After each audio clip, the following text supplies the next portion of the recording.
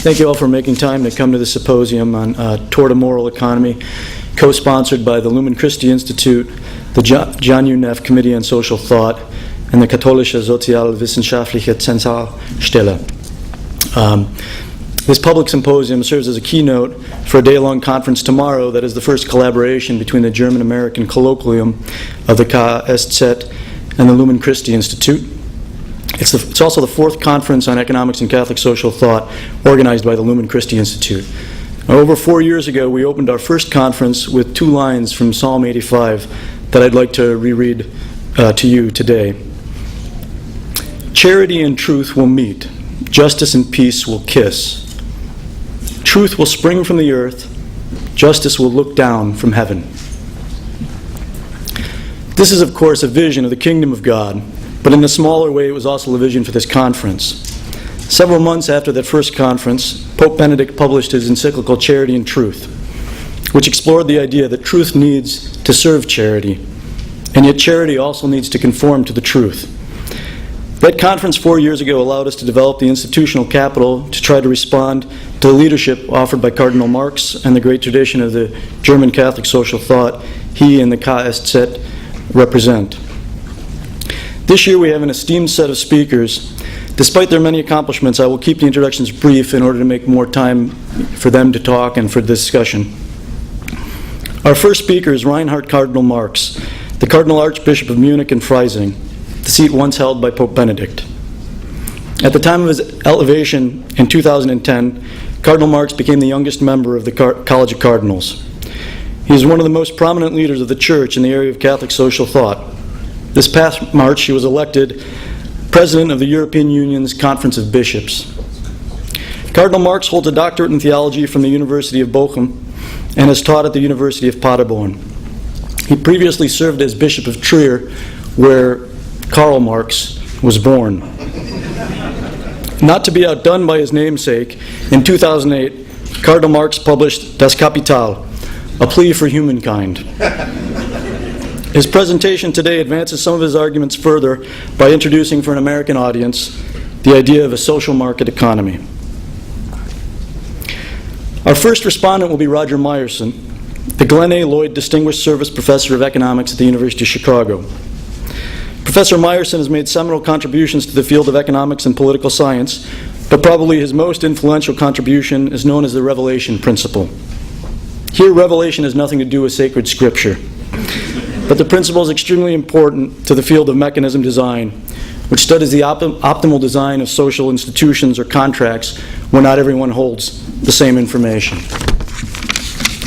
Professor Myerson holds a PhD in economics from Harvard University. He taught at Northwestern University for 25 years before being promoted and coming to the University of Chicago. In 2007, he was awarded the Nobel Prize in economics for his contributions to mechanism design theory. Our second respondent is Kevin Murphy, the George J. Stigler Distinguished Service Professor of Economics at the University of Chicago's Booth School of Business. Professor Murphy has made many contributions in many areas, but perhaps his greatest contributions have been his empirical analysis of the determinants of rising wage inequality. Professor Murphy holds a PhD in economics from the University of Chicago. He is a recipient of the exclusive John Bates Clark Medal, which goes to the economist under 40 who has made the most significant contribution to the field, and also the MacArthur Fellowship, known colloquially as the Genius Grant. He also has a unique connection to Jesus that I suspect even none of the bishops in attendance here hold. That is, he's a part-time carpenter. Our final speaker is Russell Hittinger, the William K. Warren Chair of Catholic Studies at the University of Tulsa, where he is also Research Professor of Law and Chair of the Department of Philosophy and Religion. He is a noted expert in 20th century Catholic thought on society, law, and politics.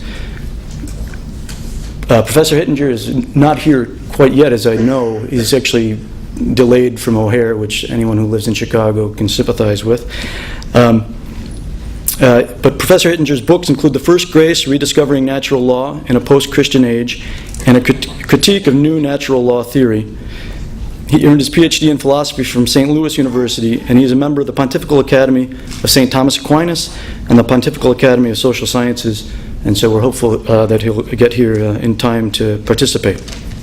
But without further ado, let's welcome Cardinal Marx, who will present a global social market economy as a response to the challenges of the 21st century.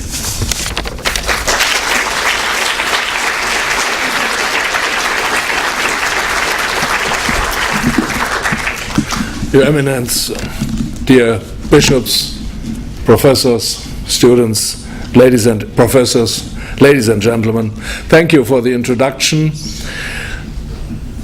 2 years ago I was here and I met Professor Myerson, Professor Lucas and others to speak about the economical problems in the financial crisis, and it was the beginning of the idea to make a conference about social teaching of the Church and economy in the art of the economy in the Department of Economy in Chicago. And I'm very happy that this conference will take place now and we can begin with this keynote. I'm very honored to speak here in this university with the keynote, A Global Social Market Economy in Response to the Challenges of the 21st Century. When a German bishop and cardinal visits the world-famous Department of Economics in Chicago to talk about economics and the idea of the social market economy, we may well think some explanation is called for. At the very, without the name Marx was mentioned, so that is perhaps a reason. At the very least, it is not something that goes without saying. And I am, of course, also aware that for many Americans, the concept of the social market economy is itself unfamiliar and may even be seen as a trifle provocative. I've learned from numerous discussions that many Americans harbor the suspicion that the social market economy is not a proper market economy at all, but rather a kind of market economy that has been somehow polluted by socialist elements. So I would like to begin by giving a brief explanation of what we Europeans understand by the concept of the social market economy. Social market economy. It's an open concept and you have different interpretations. I give you one of them, and I think that is the main line of the social market economy interpretation. There are two reasons why I might see myself in a way as having been predestined for this talk. First, because I'm from Germany, and secondly, because I'm a Catholic bishop. Let me try to cast some light on this statement, which does, of course, ask to be taken with a pinch of salt. First of all, it is a fact that we Germans hold the copyright for the concept of the social market economy. Social market economy was the program and the slogan under which the first German federal chancellor, Konrad Adenauer, and his economics minister, Ludwig Erhard, brought about their country's return to a free market economy following the planned economy of the Nazis and the militarist economy of the war years. So even in Europe, the social market economy is sometimes viewed as a typically German phenomenon. But recent years have seen drastic changes, and the term and the idea of the social market economy have been welcomed by other European countries as well. In Poland, even, they made it a part of their constitution in 1997. We Germans never went to such length. And with the Treaty of Lisbon coming into force at the end of 2009, the social market economy is now a major pillar in political and in economic terms of the European Union. Article 3, Section 3 of the Treaty on European Union, the Lisbon Treaty, now reads as follows. The Union shall establish an internal market. It shall work for the sustainable development of Europe based on balanced economic growth and price stability, a highly competitive social market economy, aiming at full employment and social progress and a high level of protection and improvement of the quality of the environment. Quotation end. The Commission of the Bishops' Conferences of the European Community, COMECE, of which I became president, you heard it, in March this year, took occasion from this to formulate a declaration of its own on the European social market economy to which the treaty aspires. This came out in January of this year under the title A European Community of Solidarity and Responsibility. I cannot discuss this text now, but I think it was a response also to the actual very important questions and discussions in Europe about the future and the notion solidarity and responsibility. They show what is the great issue of this text. But it was a contribution to fulfill the notion, the word social market economy. I think it's also the task of the Church, the social teaching of the Church, to be in discussion with the public, with the social and economical problems of the present. But why then should I venture the assertion, which I would ask you again not to take altogether seriously, that I am particularly well qualified as a Catholic bishop and former professor of Catholic social teaching to launch this conference by saying something about the idea of global social market economy? Well, quite simply because Catholic social teaching played a highly important part in setting up this very same social market economy in Germany. The famous Lord Ralph Dahrendorf, professor and also, I think, leading director of the London School of Economics. He was a German politician in the 60s and later moved to England and became Lord in the Oberhaus, where he worked as a professor and publicist. Once observed, I quote, in the newspaper Frankfurter Allgemeine Zeitung, "Anyone who talks about the social market economy in Germany means Ludwig Erhard plus Catholic social teaching." Quotation end. As a description of the historic facts, that is both true. The major influence of Catholic social teaching on the development of the social market economy, however, is little known outside Germany.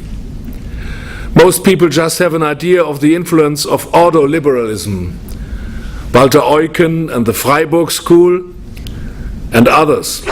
But that is only one half of the story. For Germany, the Second World War was not just a military catastrophe. It was also a total moral defeat. For that reason, people were concerned in 1945 not just with the re-establishment of democratic institutions and economic reconstructions, but also with the comprehensive moral purification and renewal of the country. The churches played a very important part in this. After more than 12 years of Nazi dictatorship, they were the only socially relevant institutions that had not been smashed or brought into line and that were not morally discredited. Never before and never since in modern German history have the churches been such a major social and political influence as in the first 20 years after the Second World War. And that applies to Catholic social teaching as well in a quite exceptional measure. The priests, professors of the social doctrine were advisors in the governments and the ministers. This is an extremely interesting story, but for reasons of time I am unable to go into it in greater detail just now. Let me instead go on to talk about the misgivings I regularly have when I find myself discussing the social market economy with people in the United States. As I said earlier, I repeatedly get the impression that my opposite number supposes the social market economy to be not a proper market economy at all, but rather a kind of hybrid of the market economy and the socialist planned economy. But this is completely mistaken.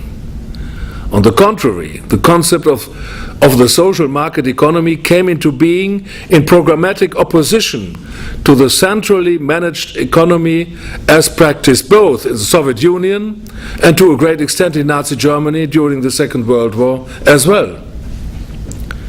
Taking the idea of the social market economy as a point of departure, the social element, social justice, that is, in relation to the economy, does not come about as a result of state planning in the sense of socialist central economic management, nor does it result from occasional government tweaks under the heading of interventionism. Rather, it is the consequence of market competition per se. That was the meaning of the thinkers about social market economy. At the same time, however, and this was the central insight of ordoliberalism since the 40s, since the 40s of the 20th century, competition is not a phenomenon that occurs naturally. Competition is a product of civilization and has as preposition cultural and moral attitudes. It does not just happen automatically. Competition comes not automatically, or a good competition. When economic freedom prevails, price agreements, lack of information on the part of some market players, the abuse of economic power, cartels and monopolies, all these factors present constant obstacles to competition in the free market economy. It follows that it is the task of the state to guarantee fair conditions of competition based on an appropriate regulatory framework. That's a product of civilization. The economic success of the individual should be determined not by power mechanisms but by fair competition. Fair competition. The theoreticians, the thinkers of the social market economy speak in this connection of competition on the merits. And in fact, it is the state's job to draw up and maintain the rules of fair competition, just as there are rules of the game in football or basketball to ensure a fair fight, as well as a referee to see that the rules are observed and to intervene when they are infringed. That is the basic idea of the social market economy, of the ordoliberalist interpretation of the social market economy. And when competition on the market is fair, then the market economy actually is a social market economy. Alfred Müller-Amack, as State Secretary of Ludwig Erhard's Department of Economics, was the real head of the political program of the social market economy. The word social market economy was also, you can understand the politicians' marketing word, to bring the free market under the people, to bring them to accept it, to see that's a progress, also a social progress. He defined the social market economy in the following words, quotation: "The concept of the social market economy can be defined as a regulatory political idea which makes the competitive economy the basis for a combination of free initiative with social progress, the latter being ensured by the performance of this same competing economy." Quotation end. And because of the central importance attaching to the regulatory framework, ordo in Latin, In connection with this idea, German neoliberals after the Second World War actually referred to themselves as ordo-liberals. That were the concept they gave to their ideas. The concept of neoliberalism has since become practically a term of abuse in Germany. After is not the real word, in the financial crisis, we must say. So it's practically not possible to use anymore the word neoliberalism. I'm not sure how things stand in the USA. So being understood as synonymous with all the alleged or actual downside aspects of capitalism. But originally, the term was associated with quite different intentions, neoliberal. It was actually coined out at the Walter Lippmann conference in the summer 1938, at which 24 liberals discussed the possible renovation of liberalism at a time when Europe was already deeply shrouded in the dark clouds of fascism, National Socialism, communism, and Stalinism. The participants at this conference were unanimously agreed that old-style capitalism, laissez-faire liberalism, and unbridled Manchester capitalism bore a fair share of responsibility for the demise of the liberal idea. In Germany, for instance, the lack of regulatory policies had resulted in the development of cartels and oligopolies in many sectors of industry. This was particularly the case in the sphere of heavy industry. And it is noteworthy that under the Weimar Republic, it was in fact heavy industry which blocked every attempt at social and political reform, and so made a significant contribution to the suicide of the first German democracy. It is also significant that it was the right wing of the heavy industrialist man associated with Fritz Thyssen who became the first industry to support and finance Adolf Hitler and the Nazi Party. This was the brand of capitalism that the participants at the Walter Lippmann conference rejected. Alexander Rüstow, one of the founding fathers of the social market economy in Germany, therefore proposed a conceptual distinction to set off their ideas from this form of capitalism and from laissez-faire, old-style liberalism. As a result, the term neoliberalism came into being. So if today the excesses of financial capitalism, which triggered the crisis of 2008, are branded as neoliberal, if this kind of casino capitalism is referred to as neoliberalism, historically speaking, this is completely wrong. It was just this kind of excess which in the last resort leads to the self-destruction of freedom and the market economy, to which the neoliberals were opposed.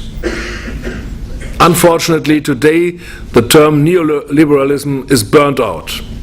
But for that very reason, I would still like to insist on a distinction between capitalism and the social market economy. I think that's audacious, or that's perhaps difficult. But perhaps it's a chance to clear the arguments. Sometimes I say it's necessary to think beyond capitalism. Social market economy in Germany, we would not agree that is identified with capitalism. It's beyond capitalism. But that is perhaps the function of this conference to speak about this. And I would also like to insist on a distinction between capitalism and the social market economy.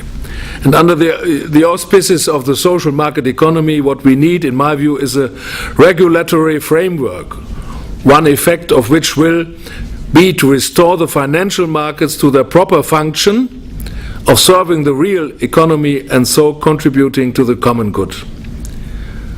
The separation between virtual economy and real economy is a wrong way.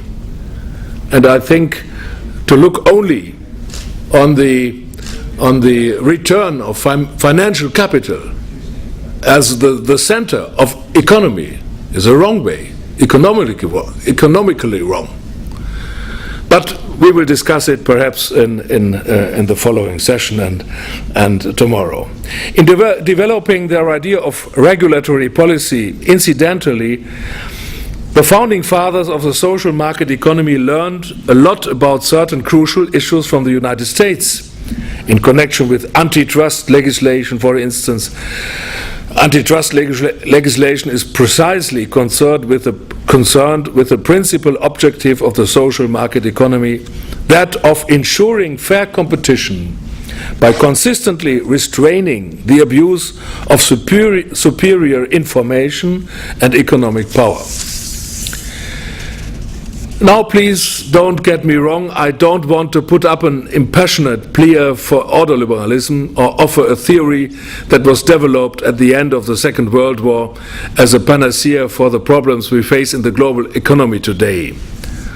I myself, after all, a representative of Catholic social teaching, and in the early days of the German Federal Republic, the attitude of Catholic social theorists to the ordoliberals was by no means always an easy one, because some professors of the social ethics, they said they are liberals, so it's difficult for the Catholic Church to talk to them and to understand them. But that changed. There were some heated discussions about the concrete institutional shaping of the concept of the social market economy. For example, in relation to questions like pension insurance or the right to co-determination. But I don't want to weary you by lingering over these details of German social and economic history. However, the basic idea of ordoliberalism and the social market economy still seems to me to be correct. First at all, the realization that, I quote, a market genuinely determined by competition is an effective means for achieving important goals of social justice. That is not a professor of economy who wrote this, but that is in the compendium of the social doctrine of the Church. That a market genuinely determined by competition is an effective means for achieving important goals of social justice, as stated by the compendium of the social doctrine of the Church in 2004. And secondly, the idea that this competing market must be secured against the abuse of economic and political power with the help of regulatory framework established by government. And I'm firmly convinced that today, in the world of the globalized economy, where there is increasing interdependence between national economies and where national problems in the banking sector, for instance, can rapidly become problems for the international financial market, we also need international regulations based on the regulatory idea of the social market economy. I believe that a globalized market calls for a global order. A global economy needs a global regulatory framework. This is what I'm getting at when I say the words a global social market economy in response of the challenge of the 21st century. Without a framework, you cannot have a fair competition also in the financial market and in every market. Now, of course, I am not an economist myself, but a theologian and a priest. I have in the past lectured on Catholic social doctrine at the university, but since I became a bishop and a cardinal, additional obligations have prevented me from following academic developments down to the last detail. That's not my task. So I would not lay claim to any special qualifications for making concrete proposals for the institutional shaping of a global social market economy. I quote Pope Benedict XVI, "The Church does not have any technical solutions to offer and does not claim in any way to interfere in the politics of states. In Caritas in Veritate. This applies to me in equal measure. So I'm grateful to those attending to this conference, and I'm very happy that we can discuss about these subjects. But first of all, let me say that this conference is something which is very close to me, and I said to you when I was here 2 years ago, it was one of the results of my visit, the idea to bring forward a conference like this. And I'm very happy that is now reality. I believe it is important that we Americans and Europeans should find time once more to get into dialogue with one another. I had the impression 2 years ago, and also in 2007 and 2010 I was in the United States, now again in the United States, different meetings, different conferences, different people, not only in the church but also in the science and in politicians. I have the feeling that the dialogue between the United States and Europe must be reinforced, underlined. The ongoing economic crisis of recent years have made it dramatically evident how far our national economies are interlinked today, and so to what an extent we are dependent on cooperation. The real estate and financial crisis that erupted in the United States in 2008 had a severe impact on the financial markets and the economy of Europe as well. And today the national debt crisis of some European countries presents a danger to the incipient economic recovery of the United States. Whether we like it or not, in the globalized economy of our day, the economic problems of the United States are European problems as well, just as the economic problems of Europe are also problems for America. And I think it's very important that we see for the future of the world, not only for the economical future, but for the future in an integral sense of the notion of the word future, the collaboration between the United States and Europe is very, very important.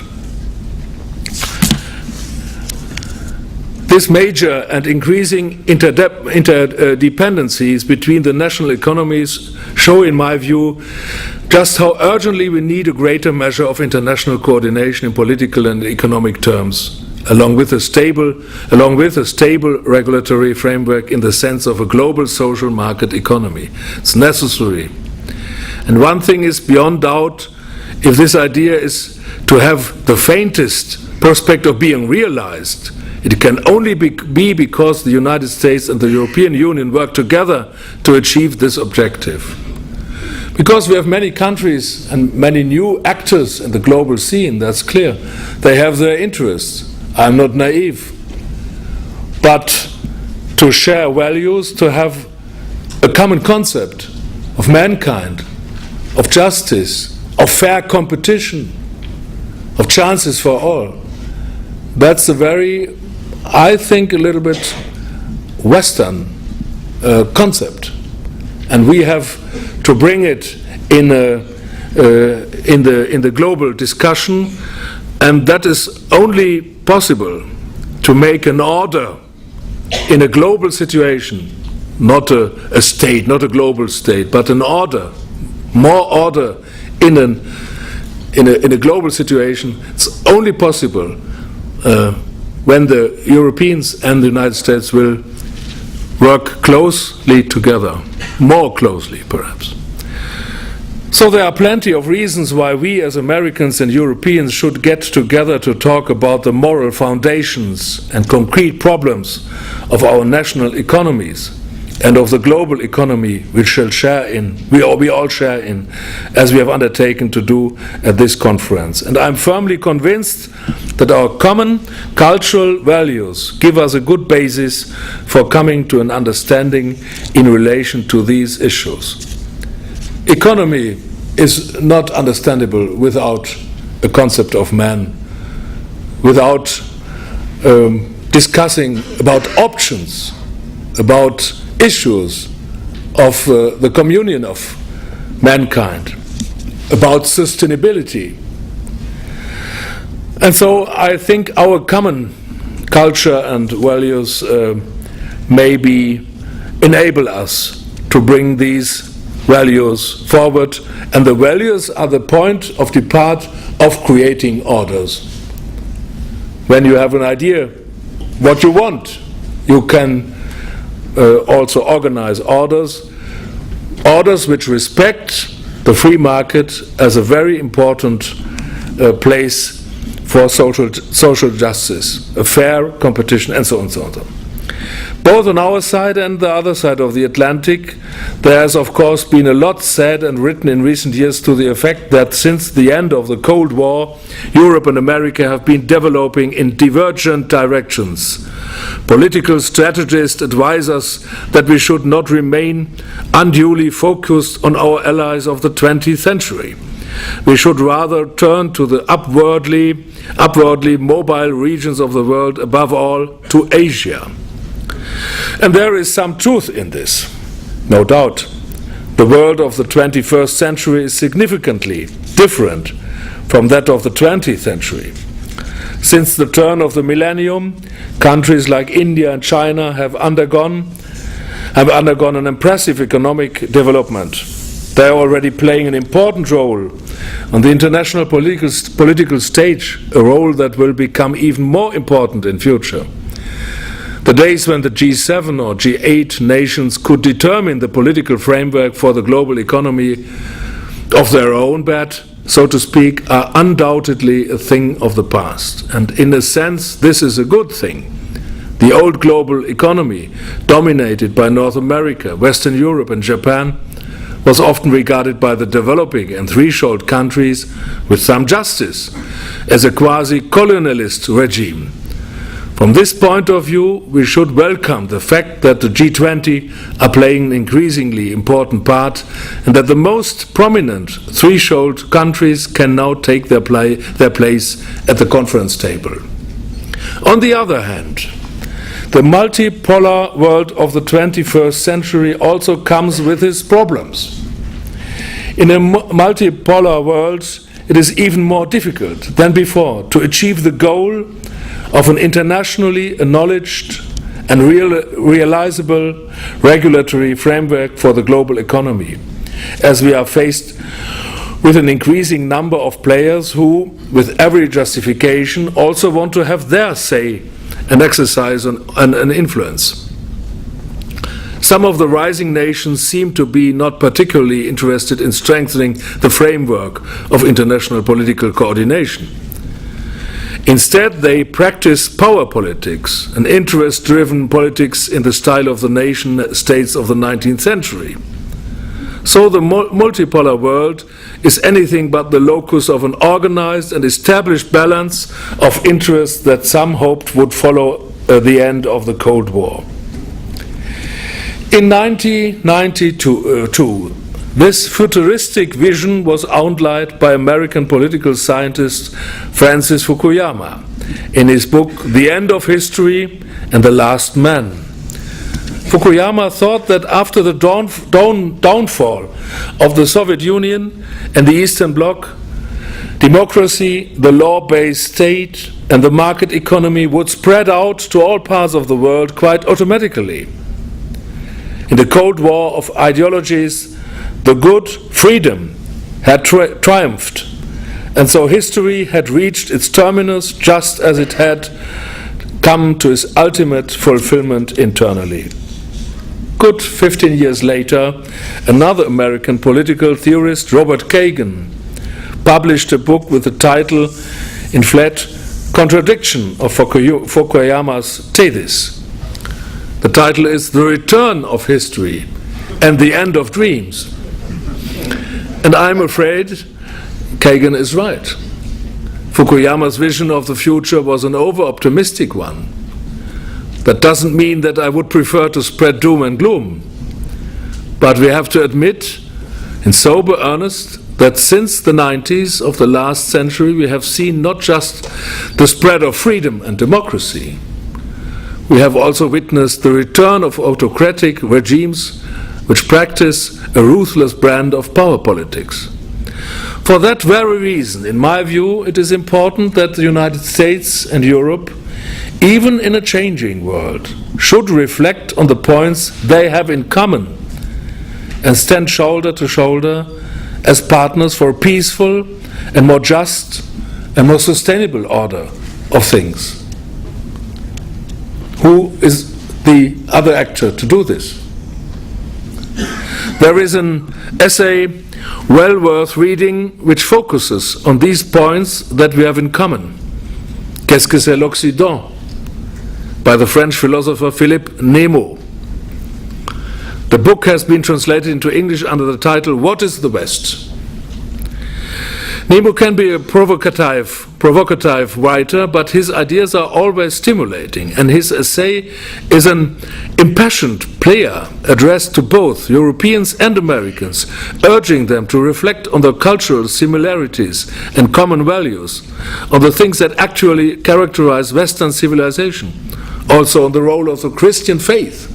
You cannot understand the United States or the European world, the Western world, without understanding Christianity. It's not possible. I cannot explain it at another conference. This would involve our recovering a sense of the value of our common history and culture. Of course, that does not mean any disrespect towards other cultures. In the globalized world, mutual respect between cultures, religions, intercultural dialogue is absolutely indispensable. But a dialogue of this kind can only fruitfully be conducted when the partners conversing are first of all conscious of their own cultural origins. This is also stressed by Pope Benedict XVI in Caritas in Veritate. I quote, "Today the possibilities of interaction between cultures have increased significantly, giving rise to new openings for intercultural dialogue. A dialogue that, if it is to be effective, has to set out from a deep-seated knowledge of the specific identity of the various dialogue partners." Quotation end. It would be desirable if Europeans and Americans, in the consciousness of their common cultural history and their shared values, could again speak with a united voice in the political and institutional shaping of the multipolar world.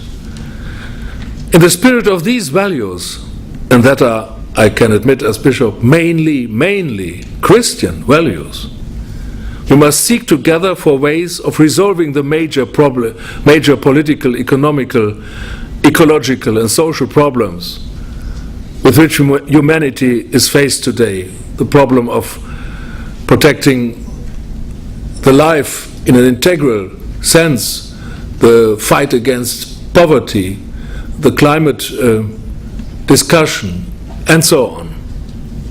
We must also present a united front against those who act in contradiction of these values and are endeavoring to revive a form of power politics driven by national interest. We cannot meet the challenges of the 21st century with the political style of the 19th century. A style, incidentally, which even in the 19th century has had disastrous consequences. But today the consequences would be perfectly catastrophic. If international politics were to be determined exclusively by the mechanisms of power and interest-driven politics, this is because our finding an answer to the really big challenges facing humanity today will be crucial not just for the interests of individual nations, but as determining the future of us all. So the politics of the 21st century must not be characterized by national egoism and envious power games. Instead, we must look for ways of cooperating, both on the level of existing international organizations and through the new international institutions and agreements that need to be created. In Caritas in Veritate, the Pope makes an urgent appeal to this effect. He writes as follows: to manage the global, I quote the Pope, to manage the global economy, to revive economies hit by the crisis, to avoid any deterioration of the present crisis and the greater imbalances that would result, to bring about integral and timely disarmament, food security and peace, to guarantee the protection of the environment and to regulate migration. For all this, there is urgent need of a true world political authority. As my predecessor, Blessed John the 23rd, indicated some years ago. Such an authority would need to be regulated by law, to observe consistently the principles of subsidiarity and solidarity, to seek to establish the common good, and to make a commitment to securing authentic integral human development inspired by the values of charity and truth. Furthermore, such an authority would need to be universally recognized and to be vested with the effective power to ensure security for all, regard for justice and respect for rights. Quotation end. In these remarks, the Pope concurs entirely with what I have been referring to as global social market economics, the framework, and the actor who is guaranteeing the framework. Otherwise, you will not have a social market economy on a global plane. I think we have the discussions that is naive, that is not possible. Never we will have such an authority. But in the reality, I will let it now. But in the reality, step by step, we are building. And it's the question how to build it in respect to a free market, in respect to subsidiarity, in respect to the democracies in the different countries. That's a very, very delicate and difficult work, that's clear. But I think we must go this way, step by step, to bring, in Germany we say Weltinnenpolitik, the inner politics of the world forward, in the sense we want. This authority, what the Pope mentioned, is not impossible when it is in the concept when it is built in the concept of subsidiarity. Otherwise, we cannot have the reality of family, of mankind is not a reality, is a dream perhaps, but is also reality.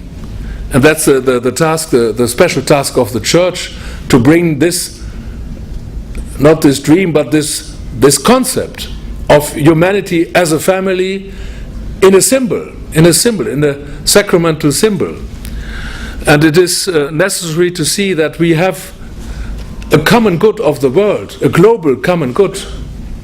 50 years ago, the Pope John the 23rd said it. We have a common good. We must see the universal common good. But the universal common good needs a political order, political organization, a framework, an institution, institutional development, something like a global governance, not a global government, a global governance. That's a very important work, and I think that's the task of the Europeans and the United States, to work together to build such institutions, to develop our institutions in this sense.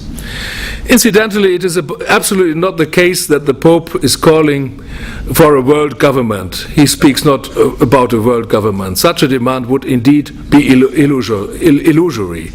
On the contrary, we find frequent references in his encyclical to the principle of subsidiarity. I quote, "Hence the principle of subsidiarity is particularly well suited to managing globalization and directing it towards authentic human development. In order not to produce a dangerous universal power of a tyrannical nature, the governance of globalization must be marked by subsidiarity, articulated into several layers and involving different levels that can work together.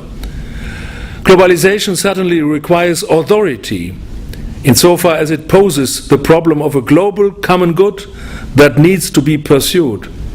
This authority, however, must be organized in a subsidiary and stratified way if it is not to infringe upon freedom and if it is to yield effective results in practice. Quotation end. I would also like most emphatically to stress the importance of the subsidiarity principle in relation to my idea of a global social market economy. Otherwise, we would have a wrong vision of global social market economy.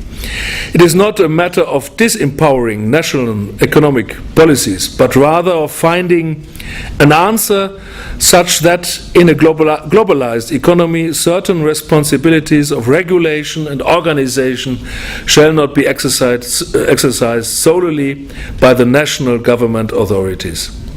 This is why we need subsidiary international agreements and institutions under the auspices of a global social market economy. It is in order to solicit support for this idea and to discuss this idea with you that I've come to Chicago. If the notion, if the idea, if the concept of global social market economy can be one of our common projects of the United States and Europe, and the Church will underline and participate in this project. I'm very happy that so many professors, famous professors, take part to this conference. I am very open and for the discussions. I look forward to our further personal encounters and talks. I thank you from the heart for inviting me to be with you today, and I thank you for your patience in this afternoon.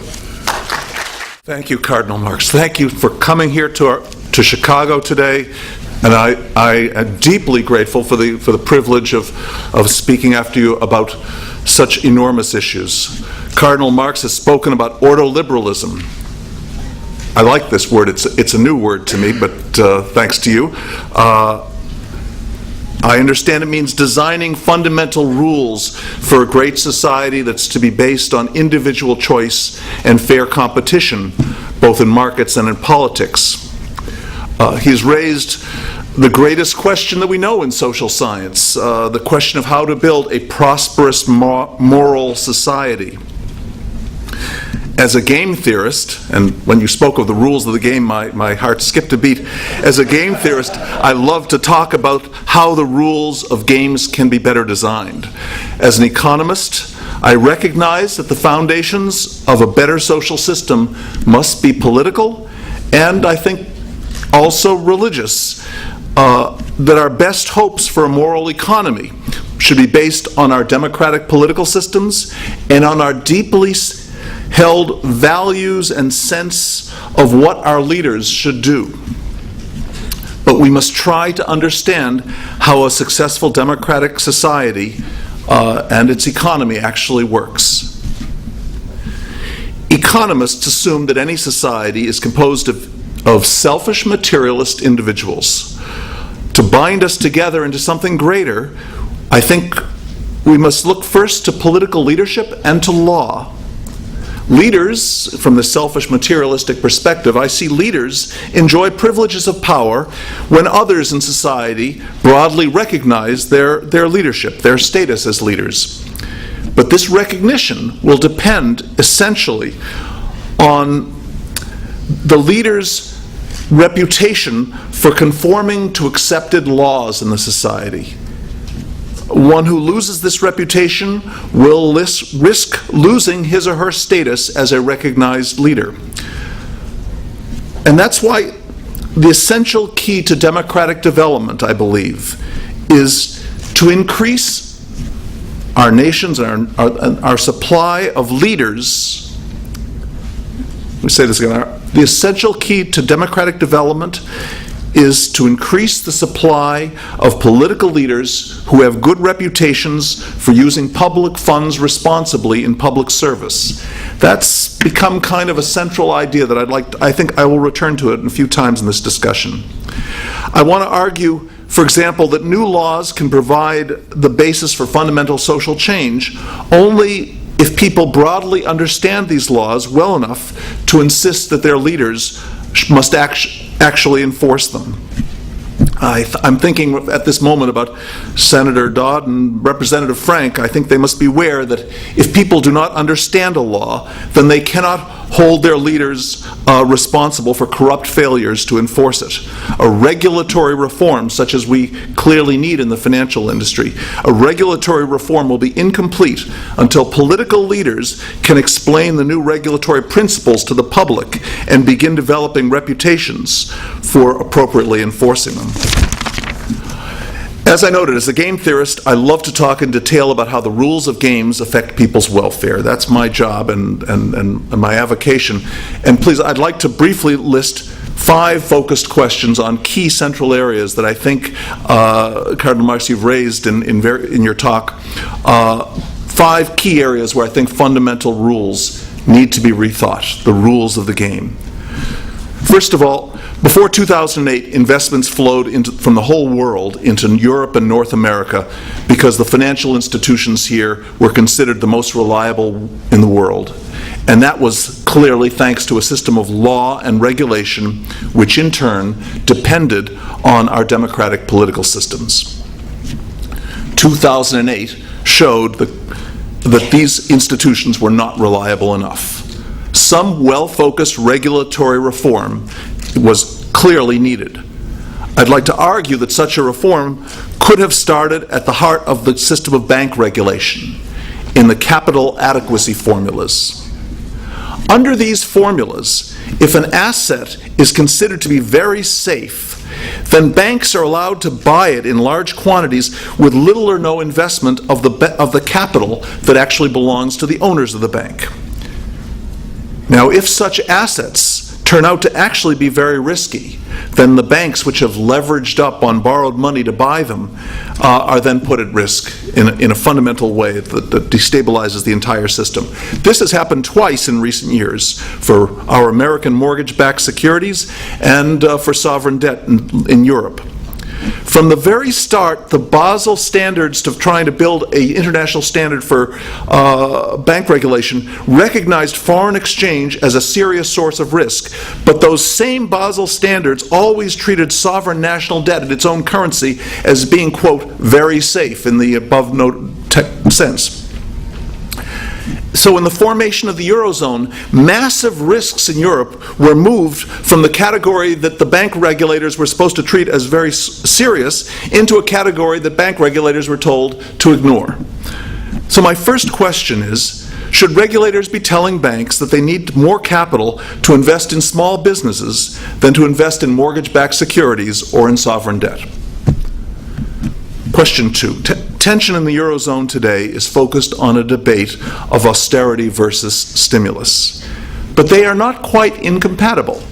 Fiscal austerity could be matched with monetary stimulus, as long as we use a fiat money that a central bank can print instead of a old-fashioned gold standard.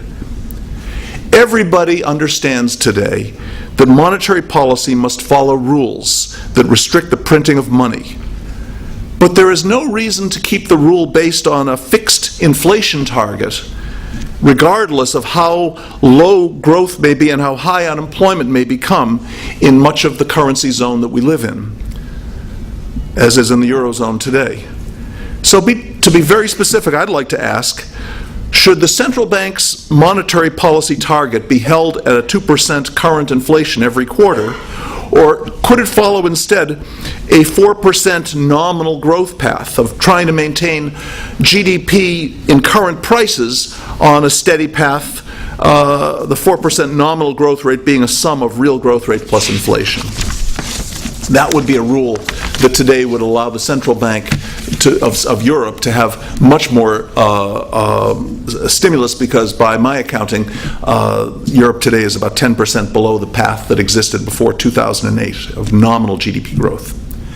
My third point I'd like to ask about, in America today, a major political movement has developed around the argument that less public spending is always better. And some have blamed Chicago economists for this view.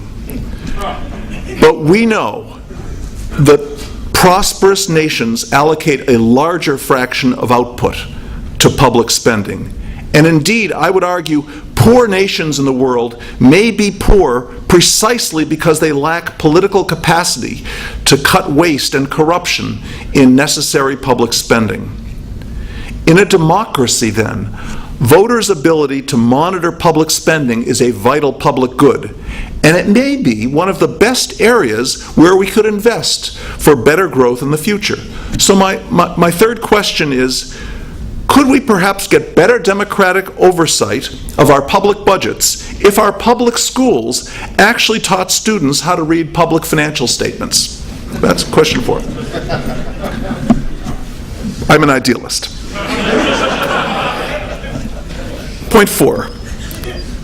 NATO's efforts to build a democratic government in Afghanistan have been badly frustrated, and many fear, for today, for the future of democracy in Egypt since the most recent presidential election there. I'd suggest we need to think more carefully about how successful democracy develops. I have suggested that the key to democratic development may be to increase a nation's supply of leaders who have good reputations for spending public funds responsibly for public service, and not just to distribute patronage jobs to their cronies and supporters. Democratic local governments offer many opportunities for politicians to begin cultivating such reputations in Europe and America and around the world. But presidential elections force voters to focus on just a couple of leaders. So let me ask, which should we think comes first? Which should come first in the development of a strong democratic system? A presidential election or elections for local councils? Finally, fifth, above all, as the Cardinal said, we need to think about globally accepted principles of international law to sustain a peaceful and multipolar world. Political power in the world must be decentralized to national and local levels. I think this is what you were calling subsidiarity, I think is what I would call a kind of global federalism. And I'd like to say not just that we can't expect to trust a powerful global government, but that national governments should be sharing power, should be encouraged worldwide to share power with local councils and provincial councils. That power should be distributed to multiple levels. But in a multipolar world, nobody wants to return to the chronic dangers of global military rivalry among great powers that plagued the 20th century with its 2 terrible world wars and a dangerous nuclear Cold War. Now, a one superpower world under American leadership today can be peacefully sustained only with the acquiescence and approval of the other great nations of the world. It can be peacefully sustained only if other great nations throughout the world trust that America would not abuse a status of military dominance. So my last question is, to sustain a global peace without dangerous military rivalry, must the strongest nation use military force only within limits that the whole world can judge? In asking this question as an American, I am inspired by the presence of Cardinal Marx as a German, because I understand that Otto von Bismarck understood well that the strongest nation in the world may have the greatest need to accept constraints from the international community to reassure its neighbors, while Kaiser Wilhelm II ignored this point disastrously in the early 20th century. And for the safety of our civilization in the 21st century, I think we Americans need to understand that now. Thank you. Thank you very much. Very much enjoyed the talk today. I did have a PowerPoint, but I don't know if it's going to come up, so I can wing it without it. Anyway, where I was going to start, and this shouldn't be something that's out of context or not suspected by the churches. First, I think churches inherently think about the long run, and I think that's something we really ought to focus on. And the chart I had was really a chart of growth in GDP in the United States since 1880 to today. And the striking thing about that chart is how important the slope of that line is, how important growth is compared to the fluctuations that happen around that line. In fact, the only fluctuation that really shows up is anywhere close to what happens, movement along the line, is the Great Depression of the 1930s. Everything else is really dwarfed by the elements of growth. And I think that's important because it's important for people to think about what our objective is. What are we trying to accomplish? There was a lot of discussion in the talk today about the kind of how and the way in which we bring it about, and I'm going to talk about that as well. But to me, when I think about the welfare of the world and the welfare of people, I think a lot about the growth that we've seen over the past decades and the growth that we continue to see today. And we will see in the future if we stay on the track that we can follow. Let me talk a little bit about a couple of things that came up during the talk. And, you know, I was really fascinated by the focus on competition, because coming from Chicago and being a Chicago economist, competition is our favorite thing. Some people might even say it's our religion, you know, that we really focus on competition as a key element. And I guess the idea of the talk is that competition needs to be managed. And I think I would agree with that there's an element of managing competition. But the question is how do you manage it? Do you take and manage the fundamentals or the foundations on which competition is built, and then take the outcomes that competition generates, which I would argue are often tremendously good, but sometimes don't line up with what we want? Or do you start on the other side and focus on certain outcomes that you're trying to achieve, and then try to manipulate competition to achieve those outcomes? I'm afraid sometimes that the arguments flip from the former to the latter, and that was very concerning to me for a couple of reasons. One is, I think we're not very good at manipulating competition to get what we want. That often what happens is the law of unintended consequences takes over, and we end up with things that we're not looking for. And, you know, I can give you lots of examples. The other side of it is to think that outcomes that we find bothersome or troublesome are kind of presumed in the argument we heard today to be the result of the failure of competition. Well, I've done a lot of work, for example, on growth and income inequality in the United States.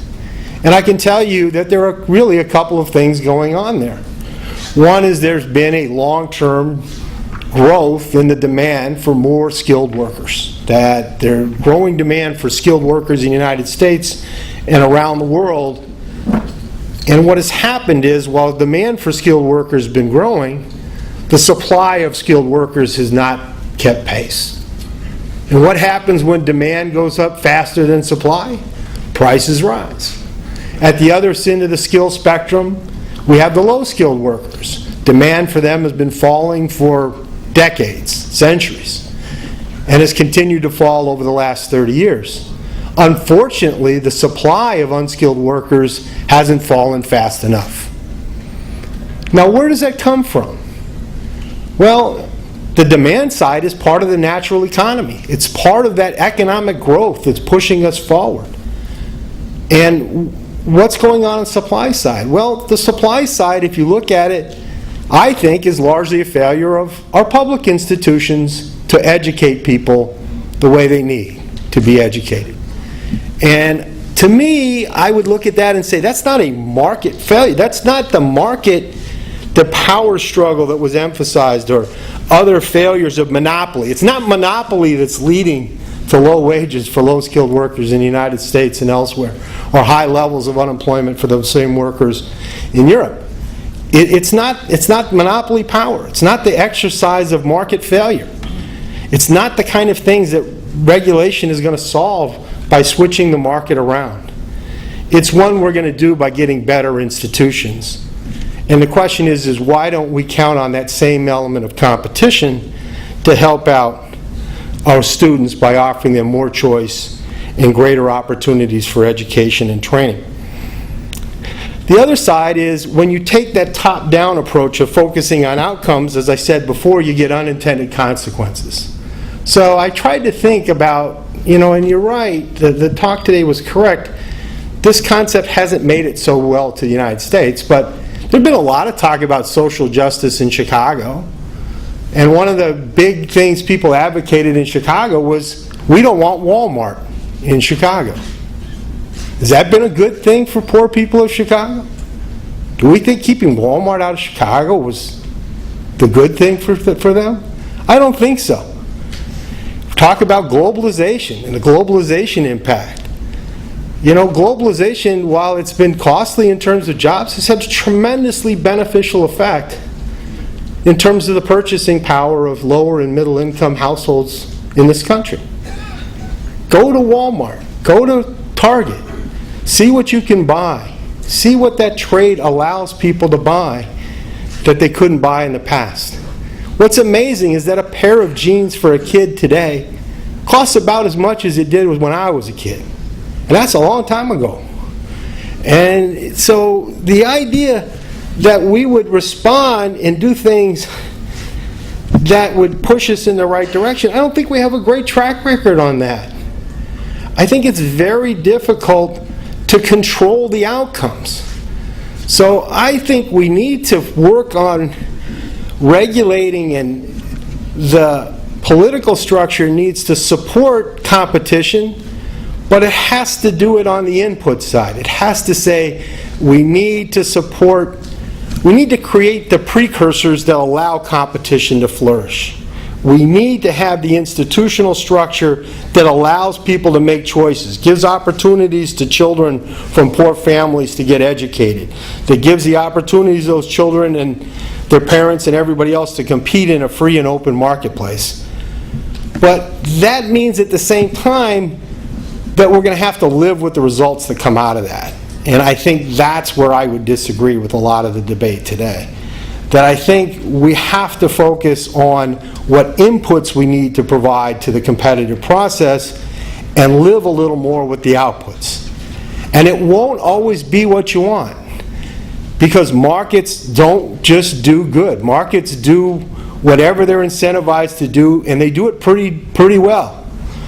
And I wish I had my chart, because the growth that we've seen really makes that point clear, that there's been tremendous growth in not just GDP. There's been tremendous growth in our agricultural productivity, produce more food today than we've ever been able to produce in the past, growth in life expectancy. In fact, work Bob Topel and I did, we basically showed, economists, people often accuse economists of caring only about material wealth. Well, the truth is, growth in life expectancy in the United States added as much value to people as did growth in material wealth.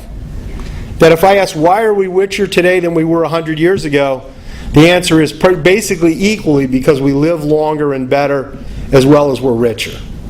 So don't think that it's only, all this growth stuff is all about just economics and just about incomes. It's about all parts of life. And as we've improved our incomes, we've become freer. Freedom is a normal good, what we call in economics, that people demand more freedom and they get more freedom. It's actually interesting. The link from income to freedom is a lot stronger than the link from freedom to income. That's kind of an old result in the kind of economic literature that looked at those, has looked at those aspects of things. So I guess the bottom line I would come to, and the thing again that I think is important, is that we need to focus on the inputs. Let me just read one of the things that was talked about today, and I'll try to explain why I think the output side is so hard. And this is just taken directly from the talk. It says, taking the idea of the social market economy as a point of departure, the social element, social justice, is that in relation to the economy, does not come about as a result of state planning in the defense of socialist central economic management, nor does it result from occasional government tweaks on the heading of intervention, rather as a consequence of competition per se. And it says, let me go one more. This is about the European Union. The European Union shall establish an internal market. It shall work for the sustainable development of Europe based on balanced economic growth and price stability, a highly competitive social market economy aiming at full employment and social progress, and a high level of protection and improvement of the quality and environment. So that's our goal. Let's assume that was our goal. Let's take it apart piece by piece. How do we get full employment? Does that involve protecting the jobs that exist today? Or should we let those jobs go away and be replaced by the jobs of tomorrow? What happens often is the goal of full employment gets hijacked. It gets hijacked not because we don't want full employment, it's because the guys who have the jobs today can fight for them, and the new jobs of tomorrow, there's nobody fighting for those because nobody owns them. Nobody has property rights on the future jobs that could be created. And that's the problem I have when we start focusing on outcomes. When we start focusing on outcomes, we fundamentally get things hijacked. If instead we focused on the institutions that help drive my picture that I don't have, then we would focus on things like, and what drives progress? It's simple in economics. There's 4 elements of progress, really. It's 1, increase human capital. That is, make the people more productive. 2, give them more physical capital that they can work with so that for their skills they can produce more output. Number 3, develop new technologies that they can use. And number 4, get people from where they're less productive to they're more productive, which is reallocate resources. And markets in competition are good at all 4 of those. What we need to do, and that's what really matters in the end. Because what matters in the end is not whether we can boost GDP 2% next year or 3% the year after from what it otherwise would be. It's whether we can get that slope of that growth line at 2% a year versus 1% a year. A generation from now or 2 generations from now, that'll make all the difference in the world. And it's very doable. We've done it for years. We can continue to do it in the future, but it requires us to build the institutions that maintain the incentives and not try to micromanage the outcomes. Once we get into micromanaging the outcomes, in my mind, we're as likely to do harm as good, because it's very difficult to push the economy where it doesn't want to go. And people often mistake what people say in Chicago, and this is my last defense of Chicago, because economists, people say, well, Chicago thinks the market always does good. And that's absolutely not what we think. We think the market's going to do whatever you give it the incentive to do. If you give it the incentive to do good things, it can do good things. If you give it the incentive to do bad things, it will do bad things really well. And to me, the lesson of the crisis is exactly that. You give people incentives to do things, and boy, they will do it in spades. They will be able to cause havoc like no other system in the world. And that's the reality of markets. But that's what makes planning a market so difficult. And that's what worried me about today, because I'm schizophrenic about today's talk. Because everybody says central planned economy, well, that's dumb. Okay, and I think we agree. But then the question is, well, you can't just have an unplanned economy. It can't just be Wild West. You got to have something. So you have to manage it. But the question is how do you manage it? And what worried me a little bit about today's talk is it had the flavor of a planned economy, because again, it was focused on the outcomes. So it said, I want to achieve these outcomes. How do I manipulate the market to get them? And to me, that's a fundamentally difficult task. All right? It's like herding cats. You're trying to get the cats to go where they want. On the other hand, if we know the cats in general are going to run in the right direction, we just give the cats some food, make sure we take them to the vet when they're sick, and they'll run like mad. And the cats will get probably, some of them will get to where you don't want them to be. They'll get stuck in a tree and all kinds of other stuff. But in general, we're probably going to end up with the cats making a lot of progress. If we focus on getting the cats to get exactly where we want them to go, they're going to end up all over the place. And that's kind of the lesson. So what I'm worried about is that we don't adopt central planning in this indirect mode, because I don't think it's going to be much more successful than the direct mode of central planning. I think you have to focus more on feeding and caring for the cats and letting them run. All right, thank you very much. German Catholics have a justifiable claim of being at the beginning of modern Catholic social doctrine. For Wilhelm Emanuel von Kettler, especially his Advent sermons of 1848, contained the nucleus of the entire project.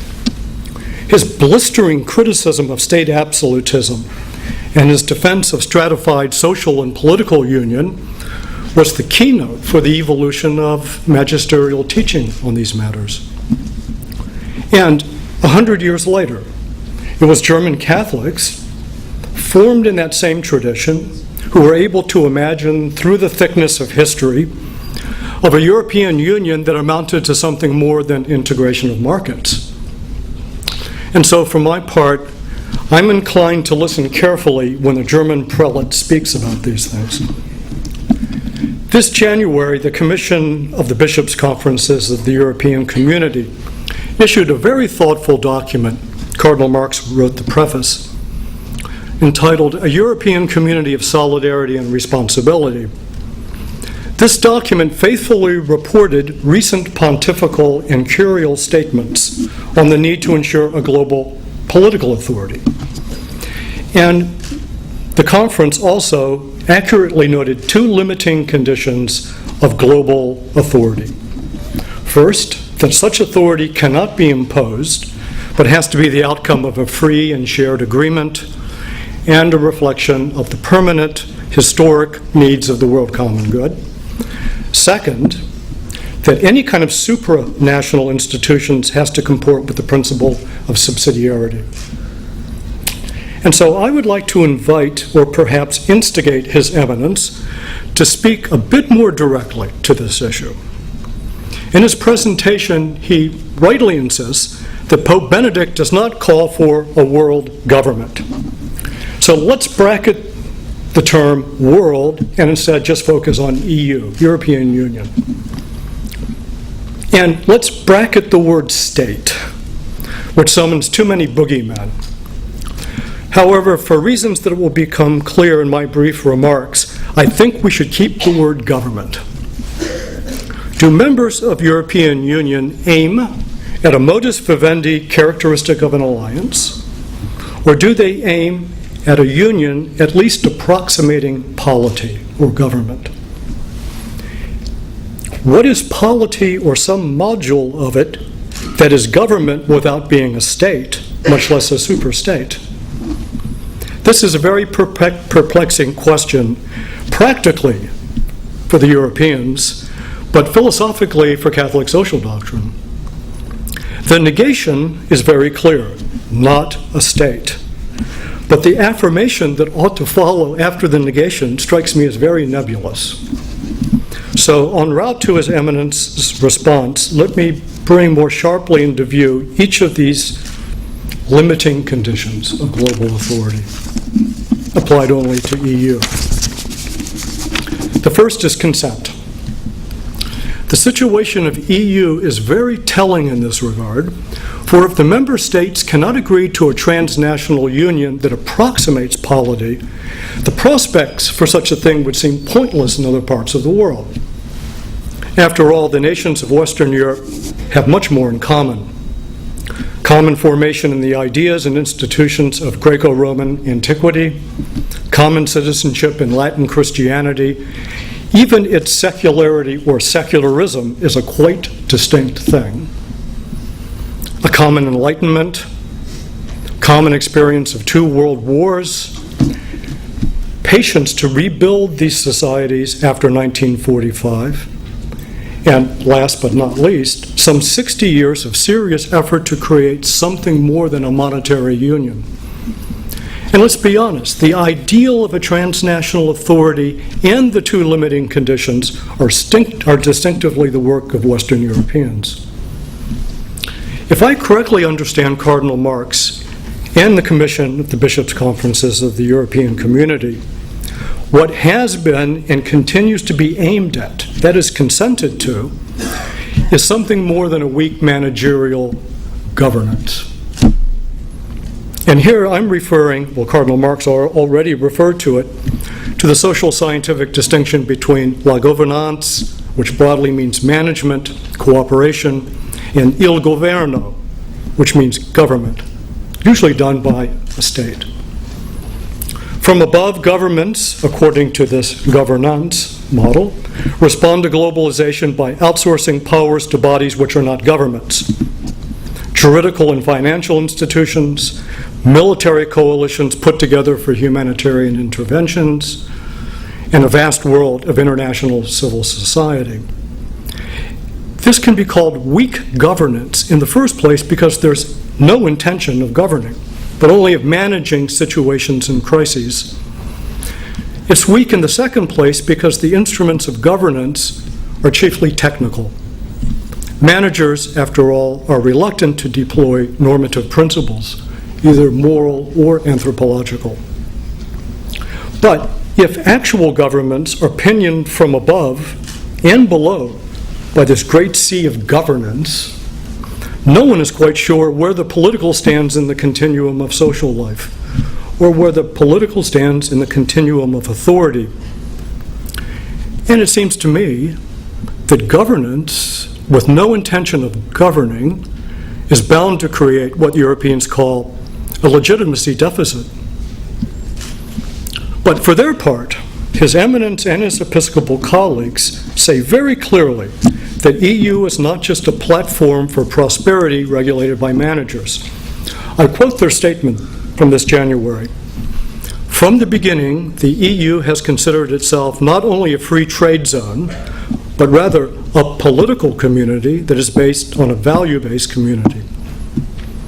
And again, they emphasize the importance of intergenerational justice, distributive justice according to law, and they stress the dignity of citizens, not just as producers and consumers, but where persons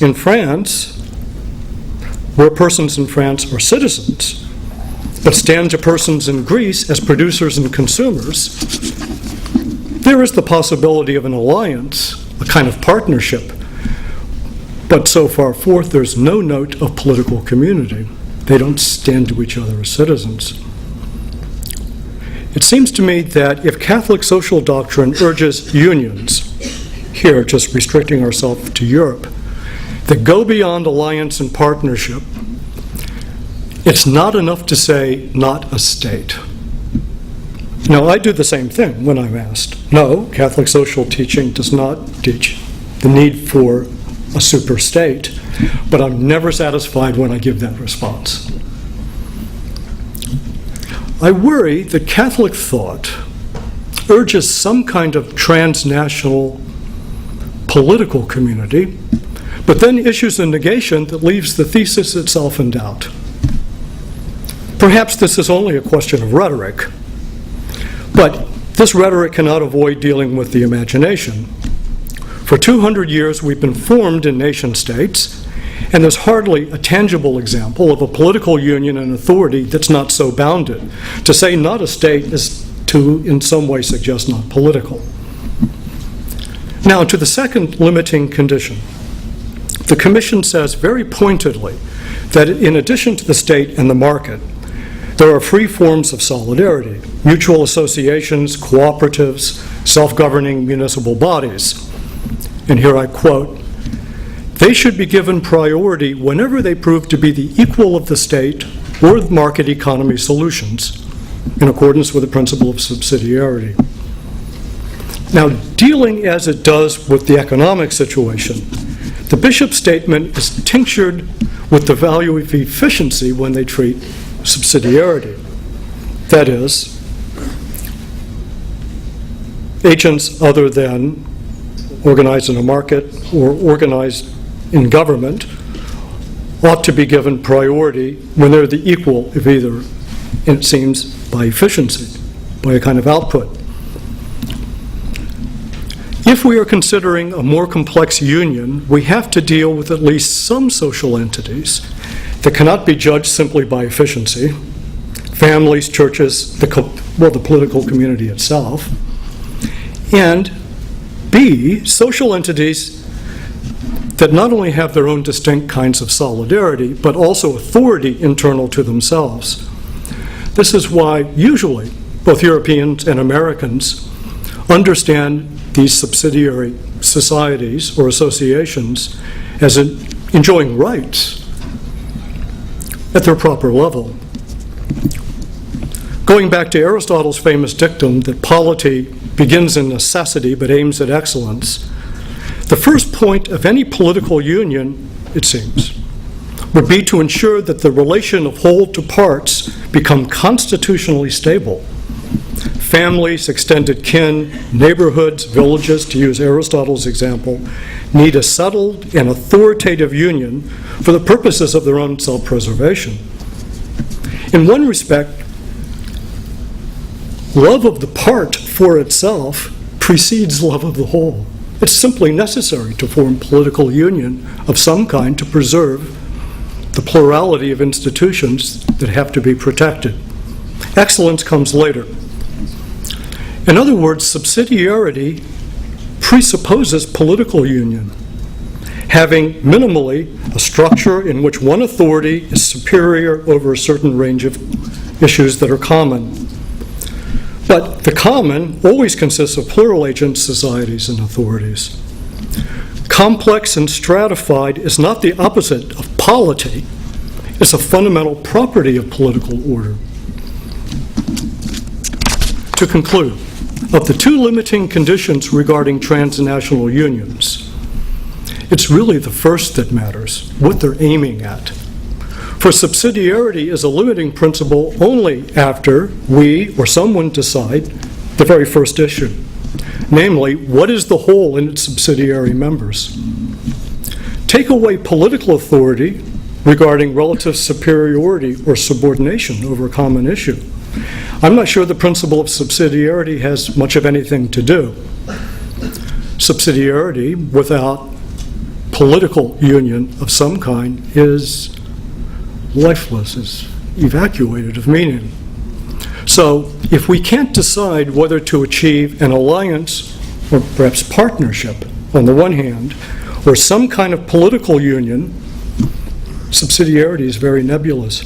And I wonder whether in the string of European treaties, as it's more and more ambiguous whether Europeans are aiming at some kind of polity, the principle of subsidiarity tracks it all the way. It gets ever more nebulous itself.